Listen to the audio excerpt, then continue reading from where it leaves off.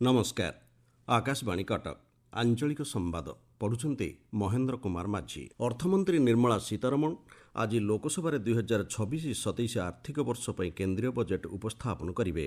ଶ୍ରୀମତୀ ସୀତାରମଣ ପୂର୍ବାହ୍ନ 11ଟାରୁ ବଜେଟ୍ ଅଭିଭାଷଣ ଆରମ୍ଭ କରିବେ। ଅର୍ଥମନ୍ତ୍ରୀ ଭାବେ ଦାୟିତ୍ୱ ଗ୍ରହଣ କରିବା ପରେ ଏହା ତାଙ୍କର ନବମ ବଜେଟ୍ ଉପସ୍ଥାପନ ହେବ। ପ୍ରଧାନମନ୍ତ୍ରୀ ନରେନ୍ଦ୍ର ମୋଦି ସରକାରଙ୍କ ତୃତୀୟ କାର୍ଯ୍ୟକାଳରେ ଏହା ହେଉଛି ତୃତୀୟ ବଜେଟ୍। ସଂସଦରେ ବଜେଟ୍ ଭାଷଣ ସମାପ୍ତ ହେବା ପରେ ବଜେଟ୍ ଦସ୍ତାବିଜଗୁଡ଼ିକ ମୋବାଇଲ୍ ଆପ୍ ଏବଂ ୱେବ୍ସାଇଟ୍ରେ ଉପଲବ୍ଧ ହେବ। ମୁଖ୍ୟମନ୍ତ୍ରୀ ମୋହନ ଚରଣ ମାଝୀ ଆଜି ଢେଙ୍କାନାଳ ଜିଲ୍ଲା ଜୋରନ୍ଦାସ୍ଥିତ ମହିମାପୀଠ ପରିସରରେ ମାଘମେଳା ଦର୍ଶନ ପାଇଁ ଜୋରନ୍ଦା ଗସ୍ତ କରିବାର କାର୍ଯ୍ୟସୂଚୀ ରହିଛି।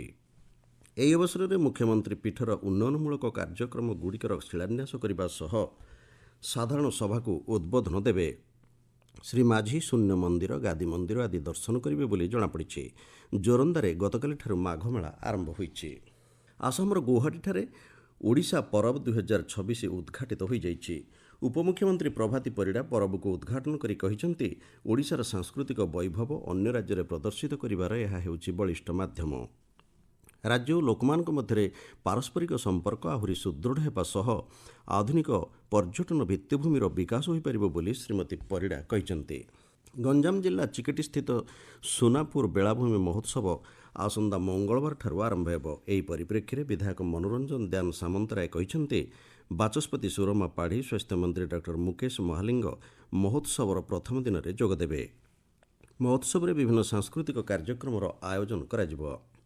ସିଏମ୍ କିଷାନ ଯୋଜନାରେ ହିତାଧିକାରୀମାନେ ବ୍ୟାଙ୍କ ଖାତା ସହ ଆଧାର ତଥା କୃଷକ ଓଡ଼ିଶା ପୋର୍ଟାଲରେ ପଞ୍ଜୀକରଣ ବାଧ୍ୟତାମୂଳକ ବୋଲି ରାଜ୍ୟ କୃଷି ଓ କୃଷକ ସଶକ୍ତିକରଣ ବିଭାଗ ପକ୍ଷରୁ କୁହାଯାଇଛି।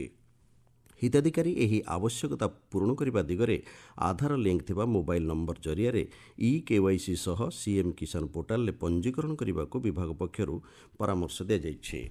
ମାଲକାନଗିରି ଜିଲ୍ଲାରେ ଆଜିଠାରୁ ମାଲ୍ୟବନ୍ତ ମହୋତ୍ସବ ଆରମ୍ଭ ହେଉଛି। ଏହି ସମୟରେ ଶାନ୍ତି ଶୃଙ୍ଖଳା ବଜାୟ ରଖିବାକୁ ଜିଲ୍ଲାପାଳ ସୋମେଶ କୁମାର ଉପାଧ୍ୟାୟ ଜନସାଧାରଣଙ୍କୁ ଆହ୍ୱାନ ଦେଇଛନ୍ତି। ଏଥିରେ ଆୟୋଜିତ ହେବାକୁ ଥିବା ପଲ୍ଲିଶ୍ରୀ ମେଳାରେ 120ଟି ମଣ୍ଡପକୁ ସ୍ଥାନ ଦିଆଯାଇଛି। ରାୟଗଡ଼ା ଜିଲ୍ଲାରେ ଆୟୋଜିତ ସଡ଼କ ସୁରକ୍ଷା ମାସର ସମାପନ ଦିବସରେ ଶିକ୍ଷାରୁ ସୁରକ୍ଷା, ପ୍ରଯୁକ୍ତିରୁ ପରିବର୍ତ୍ତନ ଉପରେ ଗୁରୁତ୍ୱ ଦିଆଯାଇଥିଲା। ଏହି ପରିପ୍ରେକ୍ଷୀରେ ବିଭିନ୍ନ ସଚେତନତାମୂଳକ କାର୍ଯ୍ୟକ୍ରମର ଆୟୋଜନ ହୋଇଥିଲା। ନୂଆପଡ଼ା ଜିଲ୍ଲାରେ ଆସନ୍ତା 4 ତାରିଖରୁ 8 ତାରିଖ ପର୍ଯ୍ୟନ୍ତ ଖଡ଼ିଆଳ ମହୋତ୍ସବ ଅନୁଷ୍ଠିତ ହେବ। ଏଥିରେ ବିଭିନ୍ନ ସାଂସ୍କୃତିକ କାର୍ଯ୍ୟକ୍ରମର ଆୟୋଜନ କରାଯିବ।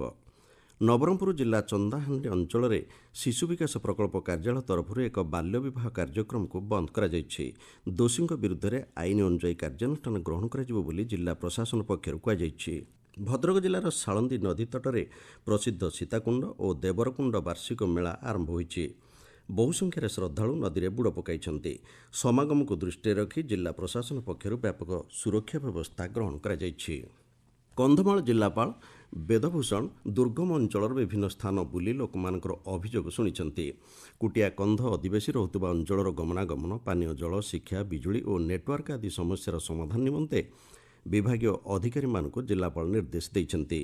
ନବରଙ୍ଗପୁର ଜିଲ୍ଲାର ଡାବୁଗାଁ ବ୍ଲକ ଅନ୍ତର୍ଗତ ଘୋଡ଼ାଖୁଣ୍ଟା ଅଙ୍ଗନବାଡ଼ି କେନ୍ଦ୍ରରେ ସମ୍ପୂର୍ଣ୍ଣତା ଅଭିଯାନ ଦ୍ୱିତୀୟ ପର୍ଯ୍ୟାୟ କିଶୋରୀ ମେଳା ଅନୁଷ୍ଠିତ ହୋଇଯାଇଛି। ସୁବର୍ଣ୍ଣପୁର ଜିଲ୍ଲାର ଖଲିଆପାଲି ଭୀମଭୋଇ ସମାଧିପୀଠରେ ଆରମ୍ଭ ହୋଇଥିବା ମାଘ ମେଳାରେ ସାଧୁସନ୍ଥ ଓ ଶ୍ରଦ୍ଧାଳୁଙ୍କ ସମାଗମ ହୋଇଛି। ପବିତ୍ର ମାଘ ପୂର୍ଣ୍ଣିମା ଅବସରରେ ଆଜି ପୁରୀ ଶ୍ରୀମନ୍ଦିରରେ ଶ୍ରୀଜୀଉଙ୍କର ଗଜ ଉଦ୍ଧାରଣ ବେଶ ଅନୁଷ୍ଠିତ ହେବ।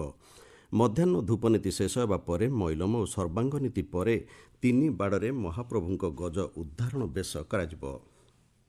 ଭାରତୀୟ ତଟରକ୍ଷୀ ବାହିନୀ ଆଜି 50ତମ ପ୍ରତିଷ୍ଠା ଦିବସ ପାଳନ କରୁଛି।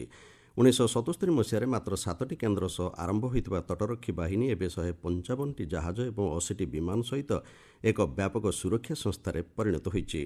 2030 ସୁଦ୍ଧା ତଟରକ୍ଷୀ ବାହିନୀର 200ଟି କେନ୍ଦ୍ର ସ୍ଥାପନ ସହ 100ଟି ବିମାନ ସାମିଲ ହେବା ନେଇ ଲକ୍ଷ୍ୟ ରଖାଯାଇଛି। ଅନ୍ତର୍ଜାତୀୟ ସ୍ତରରେ ଓଡ଼ିଶାର ଗୌରବ ବୃଦ୍ଧି କରିଥିବା 4 ଜଣ କ୍ରୀଡ଼ାବିତଙ୍କୁ ରାଜ୍ୟ ସରକାର ପୁରସ୍କାର ରାଶି ପ୍ରଦାନ କରିଛନ୍ତି। ଟୋକିଓ ଡେଫଲିମ୍ପିକ୍ସରେ କାଂସ୍ୟ ପଦକ ହାସଲ କରିଥିବା ଲୋମା ସ୍ୱାଇଁ, ଏସୀୟ ଯୁବ କ୍ରୀଡ଼ାରେ କାଂସ୍ୟ ପଦକ ଜିତିଥିବା ସାର୍ଥକ ଆର୍ଯ୍ୟ, ଫିଡେ ଚେସ୍ ଚାମ୍ପିୟନସିପ୍ରେ ମହିଳା ଦଳରେ ସାମିଲ ହୋଇ କାଂସ୍ୟ ପଦକ ଜିତିଥିବା ପଦ୍ମିନୀ ରାଉତ ଏବଂ ରାଜ୍ୟଗୋଷ୍ଠୀ ଭାରୋତ୍ତୋଳନ ପ୍ରତିଯୋଗିତାରେ ସ୍ୱର୍ଣ୍ଣ ପଦକ ବିଜୟିନୀ ବିଦୁସ୍ମିତା ଭୋଇଙ୍କୁ ଏହି ପୁରସ୍କାର ପ୍ରଦାନ କରାଯାଇଛି। ଭୁବନେଶ୍ୱର କଳିଙ୍ଗ ଷ୍ଟାଡିୟମରେ ଆୟୋଜିତ ଅସ୍ମିତା ଜାତୀୟ ରଗ୍ବି ଲିଗ୍ର ସବ୍ ଜୁନିୟର ବାଳିକା ବର୍ଗରେ ଓଡ଼ିଶା କର୍ଣ୍ଣାଟକକୁ ପରାସ୍ତ କରିଛି। ସେହିପରି ସିନିୟର ବର୍ଗରେ ଓଡ଼ିଶା ମହାରାଷ୍ଟ୍ର ଓ କର୍ଣ୍ଣାଟକକୁ ପରାସ୍ତ କରି ବିଜୟୀ ହୋଇଛି। ଆଞ୍ଚଳିକ ସମ୍ବାଦ ବର୍ତ୍ତମାନ ପାଇଁ ଏତିକିରେ ଶେଷ ହେଲା। ଆମର ପରବର୍ତ୍ତୀ ଆଞ୍ଚଳିକ ସମ୍ବାଦ ଶୁଣିପାରିବେ ଅପରାହ୍ନ 2ଟା 32 ମିନିଟ୍ରେ।